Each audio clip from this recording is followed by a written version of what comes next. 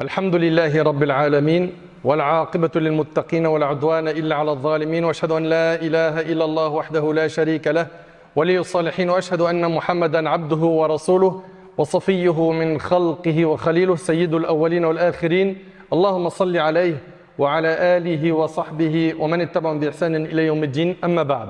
Mes chers frères et sœurs, on va parler aujourd'hui bi'idnillahi tabarak wa ta'ala d'une maladie qui a touché énormément de gens dans notre communauté. Cette maladie est la paresse, la fainéantise.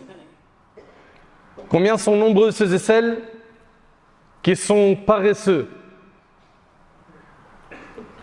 Paresseux quand il s'agit de faire des bonnes actions. Mais quand il s'agit de courir derrière l'argent, nombreux sont ceux qui courent derrière l'argent, quitte à écraser leur valeur islamique. Et hélas, malheureusement, on a même des gens dans notre communauté qui sont également paresseux concernant umur dunya, les affaires de ce bas monde.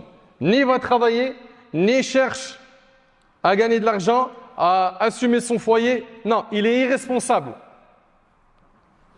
Et plus on avance, plus on voit, subhanallah, que les nouvelles générations sont paresseuses. Ils ne veulent pas travailler.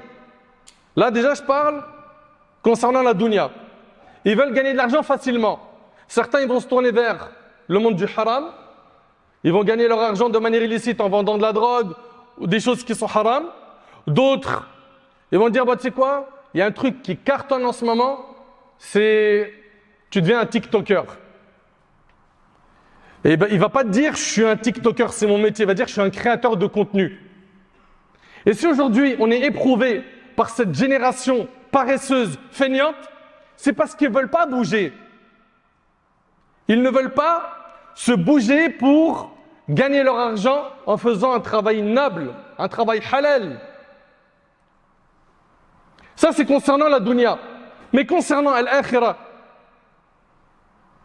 le constat, il est pire. Tu lui dis, mais mon frère, pourquoi tu ne pries pas? Ma sœur, pourquoi tu es loin d'Allah? Mille et un prétextes pour s'éloigner de la religion. Et le jour où ils vont essayer de faire des efforts, c'est avec paresse, avec fainéantise. Et on donne le minimum. On s'investit à fond pour la dunya, mais pour l'au-delà, on n'est pas très motivé. Alors que le prophète, alayhi salatu wassalam, il nous a dit, lorsque vous demandez le paradis, demandez al-firdaus al-a'la. C'est le plus haut degré qu'on peut demander. Notre religion nous appelle à l'action, à être optimiste, à être des bosseurs ici-bas, mais surtout pour l'au-delà. Le prophète sallallahu alayhi wa sallam, tellement il a vu les compagnons motivés, il leur a dit, accomplissez les actes dont vous êtes capables. Ils étaient trop motivés, ils en faisaient même beaucoup en termes d'adoration. Et aujourd'hui, illa man rahim Allah, sauf ceux à qui Allah fait miséricorde. Combien ils sont nombreux à se contenter du strict minimum. Il fait ses 5 prières, pour lui c'est trop. C'est pas trop, tu as juste fait les piliers de l'islam. Ouais, mais quand même, un jeune comme moi en France, il prie, qu'Allah te récompense, c'est très bien. Mais tu es en train de faire les piliers. Ça, c'est non négociable. Les obligations, ça doit être une chose, on n'en parle même pas avec toi. Nous, on aimerait s'encourager à multiplier les œuvres surérogatoires qui te font gagner l'amour d'Allah tabarak wa ta'ala, comme c'est relaté dans le hadith. Subhanallah. Regardez avec moi la motivation des compagnons du prophète sallallahu alayhi wa sallam. D'après Abu Hurayra radiyallahu anhu, le hadith il est rapporté par Muslim, le prophète sallallahu alayhi wa sallam a dit, qui d'entre vous jeûne aujourd'hui? Abu Bakr radiyallahu anhu a dit, moi. Le prophète sallallahu alayhi wa sallam dit ensuite, qui d'entre vous a suivi un convoi funéraire? Qui aujourd'hui a suivi une janaza? Abu Bakr radiyallahu anhu a dit, moi. Le prophète sallallahu alayhi wa sallam dit ensuite, qui d'entre vous a nourri un pauvre aujourd'hui? Abu Bakr a dit, moi. Tout ça en un jour.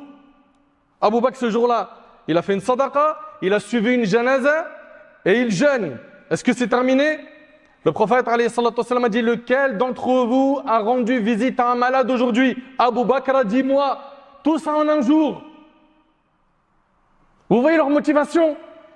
C'est compagnons, les pieux prédécesseurs, ils cherchaient les plus hauts degrés au paradis. Et nous, aujourd'hui, on est devenus des feignants. Par contre, s'il y a un plan pour gagner 5 000 euros rapidement, ou 10 000 euros, ah là, il n'y a plus de paresse, plus de feignantise. Il y aura bien sûr une exception à la règle, certains resteront encore paresseux, mais la majorité vont faire quoi? Ils vont se retrousser les manches, il y a de l'argent à gagner. Le prophète, après avoir posé toutes ces questions, qui a jeûné aujourd'hui, qui a fait l'aumône, qui a suivi une janaza, qui a visité un malade, il a dit, alayhi salatu wassalam, ces choses ne se rassemblent pas chez une personne sans qu'elle n'entre dans le paradis. Et c'est rapporté par l'imam Muslim. Et écoutez avec moi ce hadith rapporté par Ibn Majah. Et je vais me contenter, Inch'Allah, de ces deux exemples. Et ça va vous montrer à quel point les pieux prédécesseurs étaient très très motivés. Abdullah ibn Amr ibn al-As, radiyallahu anhum, c'était un adorateur. Il faisait partie des grands adorateurs. Il avait lu tout le Coran en entier en une seule nuit. 600 pages en une nuit. Toi, en 24 heures, qu'est-ce que tu lis du Coran? Combien de fois tu l'ouvres? Combien de pages, combien de lignes tu lis? Ah, t'as pas le temps. Bah oui, t'as pas le temps parce qu'il faut scroller. Sur TikTok, il faut aller regarder les nouvelles vidéos, il faut aller regarder des stories à droite et à gauche, il faut regarder les publications des stars.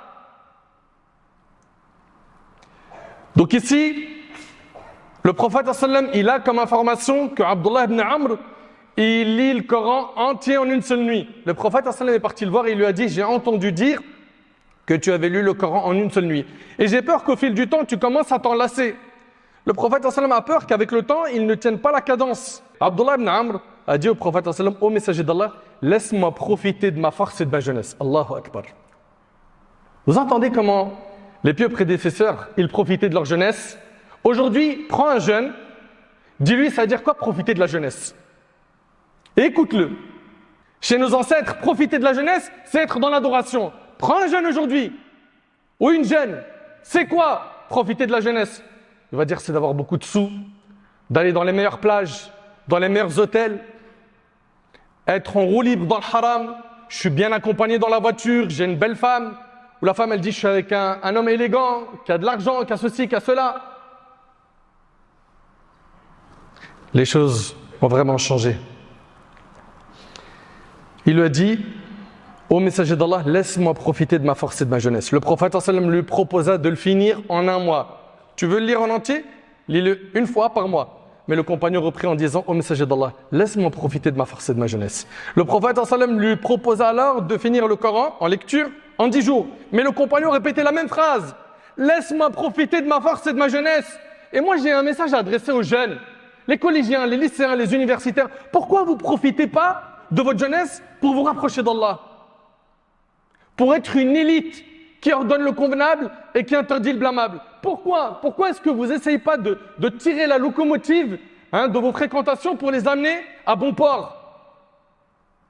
Suivre les traces des prophètes, les meilleurs des hommes qu'Allah a créés, nos modèles.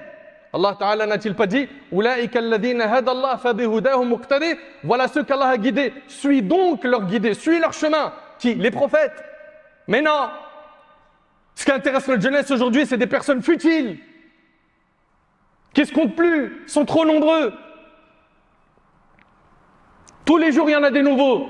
T'as qu'à regarder sur le net. Subhanallah, il lui a dit, ô messager d'Allah, laisse-moi profiter de ma force et de ma jeunesse. Le prophète sallam lui proposa alors de finir le Coran en 7 jours. Mais Abdullah ibn Amr a répété la même phrase. Et le prophète sallam refusa qu'il le lise en moins d'une semaine et c'est rapporté par l'imam Ibn Majah. Rahimahullah. Allahu Akbar. On en est où nous par rapport à tout ça? Pourquoi tu refuses aujourd'hui d'adorer Allah comme il le faut? Parce que tu es jeune? Regarde nos exemples, comment ils adoraient Allah. C'est comme ça qu'on profite de la jeunesse. Fi ta'atillah. En obéissant à Allah. Et rappelle-toi que parmi les 7 personnes qui seront sous l'ombre du trône d'Allah le jour du jugement, un jeune qui a grandi dans l'adoration d'Allah. Un jeune, il avait les tentations autour de lui, mais il s'est privé parce qu'il aime tellement Allah qu'il a délaissé le haram par amour pour lui, Azza wa Jal. Mes chers frères, mes chères sœurs, il y a une règle qui est connue et qui est très simple à comprendre. Toute personne qui délaisse l'action en cherchant le repos n'aura pas le repos. Et toute personne qui se fatigue, plus tard elle ne se fatiguera pas. Ça, c'est applicable sur terre, mais après la mort également. Tu fais des efforts, tu délaisses le repos pour ton Seigneur Jalla fi'ula, tu te retrousses les manches pour le paradis, et bien alhamdulillah au paradis, ce sera le repos pour l'éternité. Tu te seras fatigué ici, mais tu auras eu le repos là-bas. Mais si tu as le repos ici, tu fais rien, non seulement ici, tu n'auras rien, ni argent, ni situation, ni rien du tout, et puis tu risques gros après ta mort. Retrousse-toi les manches, motive-toi. La paresse est une maladie vicieuse, une maladie qui détruit les communautés, les peuples. Tout peuple qui a été touché par la paresse est devenu faible, est devenu ignorant, a perdu énormément. Luqman, le sage, il a donné le conseil suivant à son fils. Il a dit « Oh mon fils, prends garde à la paresse et à la lassitude, car si tu deviens paresseux, tu négligeras les droits des gens. » C'est une réalité. Et si tu fais preuve de lassitude, tu seras incapable de patienter pour obtenir tes droits. Et notre bien-aimé Muhammad, sallallahu alayhi wa sallam, dans ses invocations, il demandait à Allah tabaraka wa ta'ala de le protéger contre l'incapacité et la paresse. Il disait alayhi salatu wa sallam, Allahumma inni a'udhu bika min al-ajzi wal-kasal. Oh Allah, je me réfugie auprès de toi contre l'incapacité, la paresse. T'imagines, le prophète sallallahu alayhi wa sallam, il demande à Allah de le protéger contre la paresse. Et toi, t'aimes la paresse? T'aimes l'inaction? T'aimes la fainéantise? Vous savez, la paresse cause énormément de dégâts. Le plus grand dégât de la paresse, c'est de s'éloigner des bonnes actions. Tu fais plus de bonnes actions. Le paresseux perd beaucoup et il tombe souvent dans le péché parce qu'il ne se prend pas en main sérieusement. Celui qui est paresseux, il est mal vu. Il est mal vu. La paresse, mes chers frères et sœurs, fait partie des signes des hypocrites. Allah Ta'ala, il dit dans une partie d'un verset et qui ne se rendent à la prière qu'avec paresse. Ça, c'est les hypocrites. Et notre bien-aimé alayhi salatu wassalam, dans le hadith rapporté par Muslim, il a dit: le croyant fort est meilleur et plus aimé d'Allah que le croyant faible. Et en chacun d'eux, il y a du bien. Et c'est rapporté par Muslim. Garde en tête qu'Allah subhanahu wa ta'ala, ici, il aime le croyant fort plus que le croyant faible. Mes chers frères, mes chères sœurs, qu'est-ce qui a fait aujourd'hui que les gens sont devenus paresseux? Premièrement, le fait de faire des péchés. Ibn Abbas radiyallahu anhuma a dit: le péché affaiblit le corps. Le péché affaiblit le corps. Deuxièmement, le fait de délaisser les prières, surtout la prière de subh. Surtout la prière de subh. 3, le fait d'évoquer Allah que très peu. Tu mentionnes rarement le nom d'Allah. Tu ne fais pas de dhikr. Tu ne lis pas le Coran. Allah tabarak wa ta'ala, il dit: Innal munafiqina yukhadi'un Allah wa huwa khadi'uhum. Wa idha qamu ila as-salati qamu kusala yura'una an-nas wa la yadhkuruna Allah illa qalila. Les hypocrites cherchent à tromper Allah, mais c'est Allah qui les trompe. Lorsqu'ils se lèvent pour la prière, c'est avec paresse et ostentation, et ils n'évoquent Allah que très peu. Subhanallah. Également, parmi les choses qui rendent la personne paresseuse, il y a le fait de manger beaucoup. Luqman, il a dit à son fils: Ya bunay, idha imtala'at al-ma'ida, namat al-fikra. Il lui a dit: oh mon fils, lorsque le ventre est rempli, la pensée s'affaiblit. La sagesse, elle diminue, elle s'éteint. Et les membres deviennent inactifs concernant les adorations. Et ils ont dit également: toute personne qui mange beaucoup, boit beaucoup. Et toute personne qui boit beaucoup, dort beaucoup. Et quand tu dors beaucoup, tu n'es pas productif. Tu n'es pas productif. Parmi également les choses qui rendent les gens paresseux, ça y est à quoi? Il y a le fait de veiller longtemps sans raison valable. Pourquoi est-ce que tu dors à 2h du matin? Alors certains, ils bossent de nuit. Ils rentrent chez lui, il est 1h du matin, il dort à 2h, ça peut se comprendre. Il va rentrer, il va se doucher, etc. Ça se comprend, très bien. Mais tu as fini le boulot à 18h, à 20h, et tu dors tous les jours à 2h, 3h du matin. Résultat, le lendemain, tu te réveilles très mal. Au boulot, tu es paresseux, tu n'es pas exemplaire, alors que le musulman, il doit être exemplaire et irréprochable dans son travail. Et puis si c'est un jour de repos, tu fais que de dormir. Tu te lèves, tu redors, c'est quoi ça? Combien ils sont nombreux, combien elles sont nombreuses à passer leur journée à dormir? Ils font que ça. Et tes devoirs, tes obligations. Mais t'es où? En fait, parce que j'ai dormi tard. Pour quelle raison? Parce que je regardais des lives sur les réseaux sociaux, je regardais des films, je regardais des tweets, l'actu, la politique, etc. Allah tabarak wa ta'ala, il a fait en sorte que la nuit est faite pour le repos. Allah ta'ala, il dit Faliqul isbah wa ja'ala al-layla sakana. C'est lui qui fend le ciel à l'aube, qui fait de la nuit un temps de repos. La nuit, c'est pour se reposer. Et vous savez très bien qu'il y a des sommeils qui sont réparateurs et d'autres non. Tu dors à 2h du matin, 3h du matin. Ce n'est pas un sommeil réparateur. Également, parmi les grands dangers du fait de veiller sans raison valable, il y a le risque de ne pas se réveiller pour subh. Toi qui passes ton temps à dormir toute la journée, tu négliges énormément de droits, de devoirs, parce que tu fais que de dormir. Alors que tu t'organises, tu te réveilles tôt, en dormant tôt, tu vas pouvoir faire beaucoup de choses dans ta journée. Le prophète sallallahu alayhi wa sallam a dit « Oh Allah, bénis le début des journées de ma communauté », c'est rapporté par Abu Daoud. Également, parmi les choses qui font en sorte que les gens sont paresseux, il y a le fait de penser qu'on a encore le temps devant nous et de procrastiner, remettre les bonnes actions à plus tard. Et aussi le fait d'avoir des amis paresseux. Le fait d'avoir des amis paresseux, ça déteint sur toi. Le prophète sallallahu alayhi wa sallam a dit Al-mar'u ala dini khalili falyanzur ahadukum man yukhalil. L'homme a la religion de son ami intime, que chacun d'entre vous fasse attention à qui il prend comme ami intime. Maintenant, concrètement, très rapidement, comment faire pour se soigner de cette maladie qui est al-kasal, la paresse, la fainéantise? 1. Diminue tes péchés. Diminue les péchés. Ibn Abbas radiyallahu anhu m'a dit la bonne action donne une force au corps.